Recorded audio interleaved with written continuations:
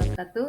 Perkenalkan, kami dari kelompok 3 yang akan menjelaskan tentang prinsip kontinu dan contoh implementasinya dalam pembelajaran, serta relevansi kurikulum di salah satu sekolah. Untuk materi pertama yang akan disampaikan oleh Nur Isnaini. Adapun pengertian dari prinsip kontinuitas itu sendiri yaitu kontinuitas berarti kesinambungan, keterkaitan ataupun bisa berhubungan. Sedangkan dalam konteks ini, kesinambungan yang dimaksud adalah kesinambungan bahan atau materi kurikulum pada jenis dan jenjang program pendidikan. Untuk itu, dalam pengembangan materi kurikulum harus diperhatikan minimal dua aspek kesinambungan. Yang pertama itu materi kurikulum yang diperlukan pada sekolah tingkat atau tingkat yang ada di atas harus sudah diberikan pada sekolah atau tingkat yang ada di bawahnya. Yang kedua, materi yang sudah diajarkan atau diberikan pada sekolah yang tingkat yang ada di bawahnya itu tidak perlu lagi diberikan pada sekolah atau tingkat yang ada di atasnya. Hal ini dilakukan agar menghindari adanya pengulangan materi kurikulum yang dapat mengakibatkan kebosanan pada siswa ataupun ketidaksiapan siswa untuk memperoleh materi yang mana mereka sebelumnya tidak memperoleh materi dasar yang memadai. Terima kasih kepada Isnaini yang sudah menjelaskan pengertian mengenai prinsip kontinu. Selanjutnya, prinsip kontinu akan dijelaskan lebih lanjut oleh rekan kita yakni Rifa Syada. Perkenalkan, nama saya adalah Ripa Sada, saya berasal dari Prodi Pendidikan IPA. Oke, nah setelah penjelasan dari Saudari Isnaini tadi, saya ingin melanjutkan penjelasan mengenai prinsip kontinuitas. Sebelumnya nih, saya ingin bertanya, mengapa sih kita membutuhkan atau mengapa sih kita memerlukan yang namanya prinsip kontinuitas? Hal ini, menurut pengertiannya, prinsip kontinuitas sendiri mengajarkan bahwa atau memberikan pemahaman kepada guru bahwa mengajarkan materi secara bertahap. Jadi tidak adanya terjadi pengulangan materi kepada peserta didik yang dapat membuat peserta didik tersebut menjadi bosan dalam pembelajaran tersebut, baik peserta didik maupun guru. Oke, nah seperti yang kalian lihat nih di slide, seperti yang sudah saya jelaskan juga sebelumnya tadi, bahwa pemberian pemahaman kepada peserta didik tidak dapat dilakukan secara sekaligus, melainkan secara bertahap dan berproses seiring dengan kemampuan dan perkembangan psikologis dari peserta didik. Sehingga oleh karena itu, proses pengevaluasiannya pun juga perlu mengikuti tahapan demi tahapan agar mendapatkan kesimpulan yang benar terhadap perkembangan belajar dari peserta didik tersebut. Oke, selanjutnya, next. Nah, di slide selanjutnya, oke, nah sebelumnya nih juga seperti namanya, yaitu kontinuitas yang berarti berkesinambungan atau saling terikat. Bisa kita ambil dari namanya tersebut suatu hubungan antara nilai inti yang ada pada kurikulum sehingga tidak terjadinya pengulangan atau diharmonisasi yang terjadi dalam bahan pembelajaran sehingga akan berakibat membuat peserta didik jenuh atau membosankan. Nah, sehingga untuk tetap menjaga kesinambungan tersebut, diharapkan adanya kerjasama antara pengembang kurikulum dari SD, SMP, SMA maupun sampai jajaran perkuliahan, sehingga tidak terjadinya diharmonisasi kurikulum tersebut. Oke, selanjutnya, saya ingin bertanya kembali nih, mengapa evaluasi diperlukan dalam prinsip kontinuitas? Karena evaluasi harus selalu dilakukan secara bertahap dan berkesinambungan agar mendapatkan hasil yang tepat. Jadi, proses penilaian dan pengukuran siswa juga akan sempurna jika guru bisa membandingkan hasil kemampuan pada siswa di tahap ini dengan tahap yang ada di sebelumnya. Terima kasih kepada Rifa yang sudah menjelaskan lebih lanjut mengenai prinsip kontinu. Selanjutnya, saya akan memaparkan contoh implementasinya dalam pembelajaran. Assalamualaikum warahmatullahi wabarakatuh. Perkenalkan, saya Nur Afia Fauzia yang akan melanjutkan materi selanjutnya mengenai contoh implementasi prinsip kontinuitas dalam evaluasi proses pembelajaran. Nah, salah satu contoh implementasi prinsip kontinuitas dalam proses pembelajaran yaitu salah satunya itu adalah evaluasi. Di mana evaluasi yang baik dilaksanakan berdasarkan prinsip yang telah ditetapkan, yaitu prinsip kontinu dan dilakukan secara sistematis. Jika evaluasi ini dilakukan secara sistematis dan menerapkan prinsip kontinu, maka yang terjadi adalah pendidik dapat mengetahui sejauh mana peserta didik menguasai materi. Fungsi lainnya yaitu penguatan pemahaman bagi peserta didik. Lalu ada usaha perbaikan dan sebagai diagnosis. Jadi nanti ke depannya pendidik dapat tahu nih ketika evaluasi pemahaman peserta didik sampai mana aja. Kemudian usaha perbaikan, pendidik akan memahami hambatan dan kelemahan apa saja yang perlu diperbaiki di kemudian hari. Nah, selanjutnya ada evaluasi yang ideal. Evaluasi yang ideal itu adalah pembelajaran, tugas tambahan, ulangan harian, UTS, dan UAS. Sebelumnya saya mau tanya dulu, pernah nggak teman-teman di sini melaksanakan UTS dan UAS tanpa sebelumnya mendapatkan PR atau ulangan harian? Sehingga teman-teman kesulitan untuk mengingat kembali materi yang sudah dipelajari. Nah, ini merupakan salah satu solusinya karena memang evaluasi ini dilakukan secara kontinu harusnya. Prinsip kontinu ini dilakukan mulai dari pembelajaran, tugas tambahan, ulangan harian, serta UTS dan juga UAS. Nah, di pembelajaran bisa dilakukan di awal, di pertengahan, atau di akhir pembelajaran. Untuk di awal kita hanya memantik biasanya. Siapa nih yang masih ingat tentang sel atau siapa nih yang udah tahu tentang sel, tentang virus dan lain sebagainya. Nah, di pertengahan dan di akhir biasanya kita bisa kembali memberikan pertanyaan pemantik atau memberikan kesempatan kepada peserta didik untuk bertanya baik itu kepada kita atau kepada teman-temannya. Selanjutnya yaitu tugas tambahan. Nah, tugas tambahan ini dilakukan di rumah, bukan di sekolah ya. Jadi nanti anak tetap mengingat pembelajaran dengan mengasah kembali lewat tugas tambahan. Tidak harus banyak, cukup beberapa. Karena memang fungsinya hanya untuk mengingat kembali gitu. Selanjutnya ada ulangan harian. Nah, ulangan harian ini meskipun namanya ulangan harian bukan berarti setiap hari diberikan. Melainkan misalnya setiap tema atau setiap bab setelah selesai itu diadakan ulangan. Misalnya tentang fungi, bab fungi sudah selesai nih. Nah, kita adakan ulangan harian. Kemudian yang terakhir adalah UTS dan UAS. Nah, prinsip kontinu yang berkesinambungan ini dapat membantu meningkatkan pemahaman dan daya ingat peserta didik terhadap pembelajaran yang sudah dipelajari. Gitu, teman-teman. Baik, selanjutnya sekian dari saya. Materi selanjutnya akan disampaikan oleh rekan saya. Terima kasih.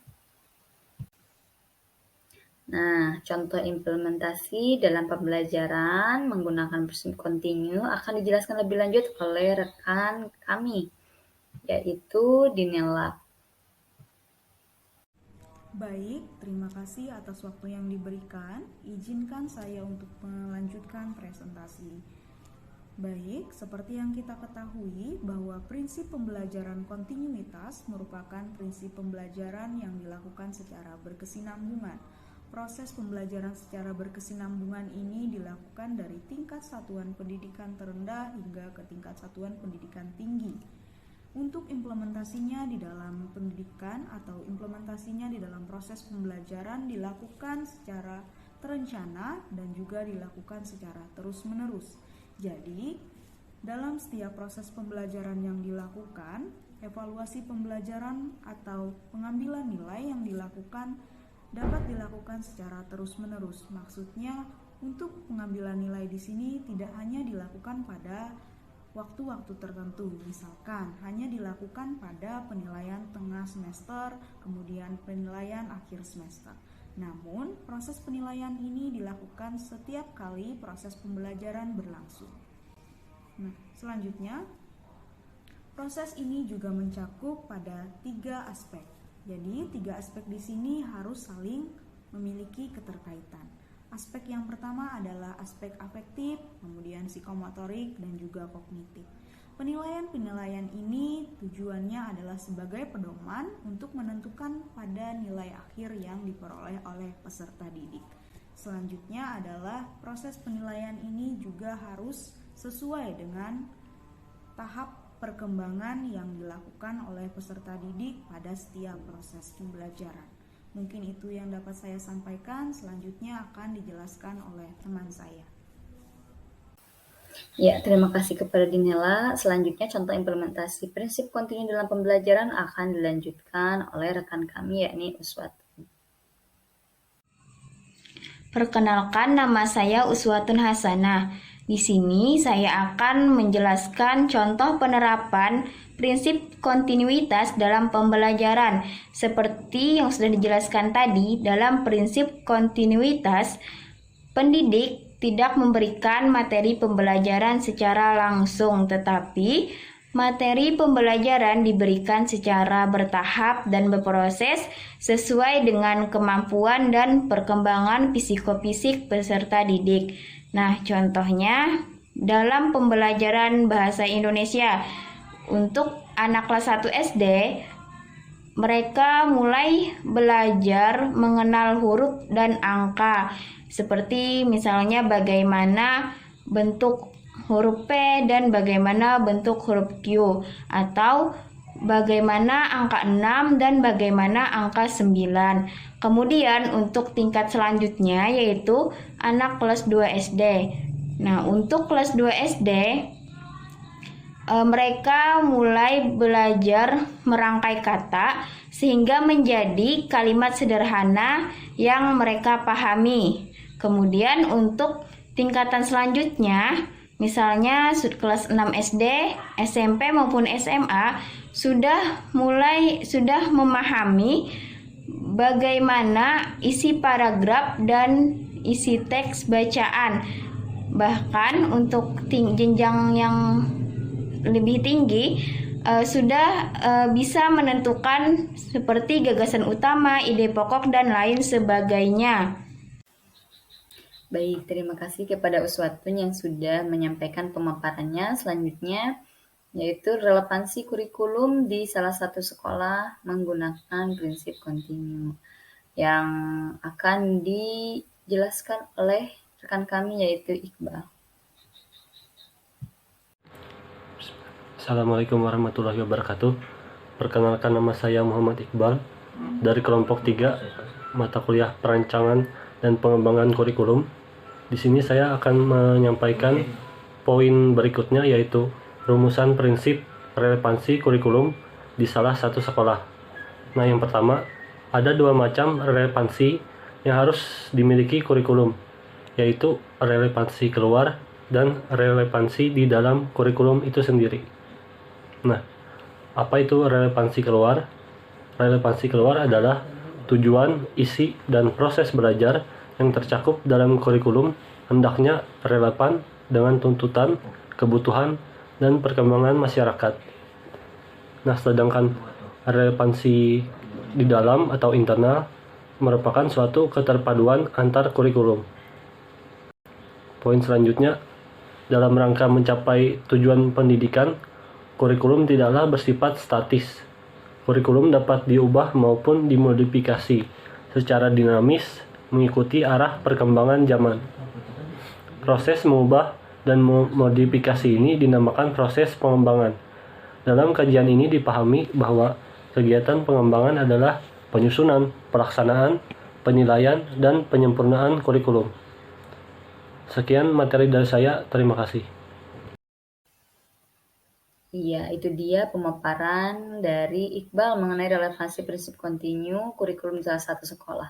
Untuk penjelasan lebih lanjut akan dipaparkan oleh rekan kami yaitu Sufit yang sekaligus menjadi pemateri terakhir dalam presentasi yang kami lakukan. Assalamualaikum warahmatullahi wabarakatuh. Perkenalkan, nama saya Muhammad Tohim Maulana Supit. Saya dari kelompok 3 mata kuliah Perancangan dan Pengembangan Kurikulum. Nah, di sini saya akan melanjutkan pemaparan materi dari teman saya sebelumnya.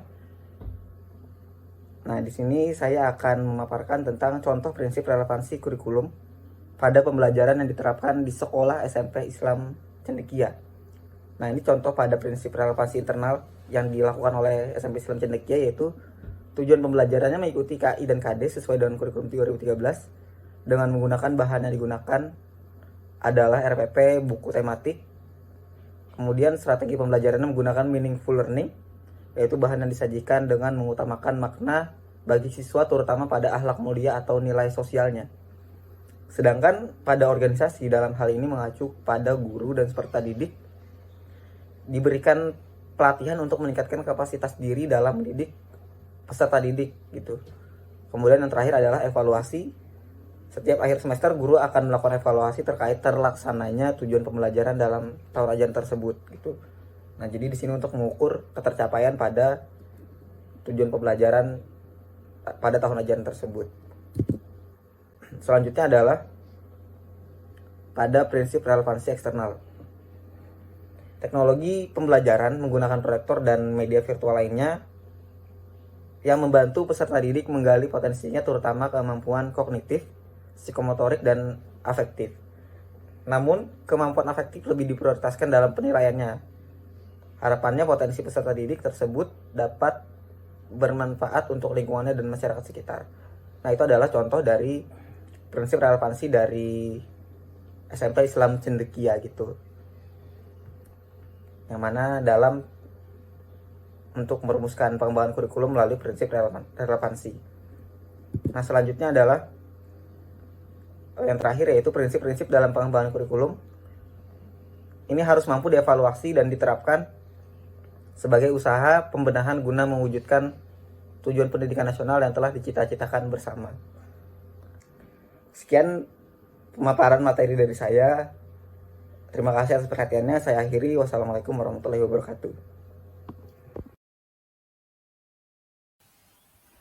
Alhamdulillah, pemateri terakhir sudah menjelaskan bagiannya, yang berarti berakhir juga presentasi dari kami sebagai kelompok 3. Selanjutnya, kami dari kelompok 3 memohon maaf apabila ketika presentasi ada perkataan atau perbuatan kami yang kurang berkenan. Kami mohon maaf. Sekian dari kami. Wassalamualaikum warahmatullahi wabarakatuh.